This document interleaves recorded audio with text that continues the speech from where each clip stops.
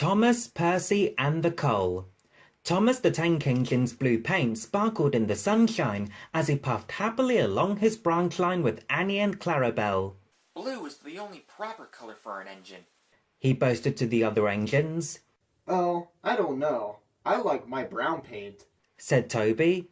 I've always been green. I wouldn't want to be any other colour either, added Percy. Blue is the only color for a really useful engine. Everyone knows that, spluttered Thomas. Percy said no more. He just grinned at Toby and winked.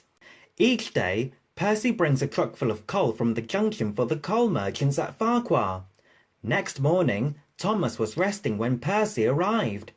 Be careful in that siding, Percy, warned Thomas as Percy pushed the trucks along the line beside him. These buffers aren't very safe. He got no further. As one of the coal trucks passed Thomas, the catch on its door burst open. With a rumble and a crash, an avalanche of coal poured out and piled up around Thomas's wheels. A thick cloud of coal dust arose all round him. Achoo! Spluttered Thomas. Help! I'm choking! Get me out! Percy looked worried. Then, as the dust settled, he looked at Thomas and began to laugh. Thomas's smart blue paint was black from smokebox to bunker. chuckled Percy. You don't look really useful now. You should see yourself. You look really disgraceful. I am not disgraceful, choked Thomas furiously. You did that on purpose, Percy.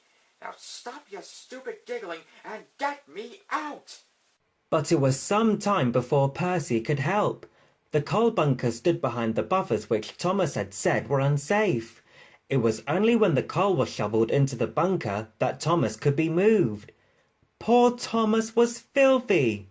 You're not fit to be seen, grumbled the cleaners.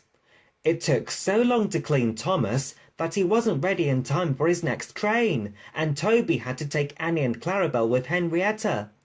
The cleaners were tired and dirty when they had finished. Thomas was grumpy in the shed that night. Toby thought it a great joke, but Percy was annoyed with Thomas for thinking that he had made his paint black on purpose. Fancy, Percy remarked, a really useful engine like Thomas becoming a disgrace to the Fat Controller's railway. You wait, Percy, replied Thomas crossly. One day you'll laugh on the other side of your smoke box. Pooh, rejoined Percy. I wouldn't have missed all that fun for anything.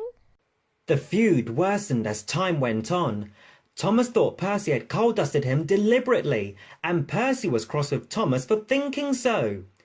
2 days later, Thomas was at the platform when Percy brought his trucks from the junction. Percy arranged them and ran into a siding for a drink before Thomas's train left. The water column stood at the end of the siding with the faulty buffers. As Percy tried to stop, he heard a cracking sound and to his horror found that he couldn't. The buffers didn't stop him either. Ooh, wailed Percy. help! The buffers broke and Percy ran into the coal bunker with a thud. Coal flew everywhere, and when the dust settled, Percy had disappeared beneath a thick black cloak. Thomas watched from the platform.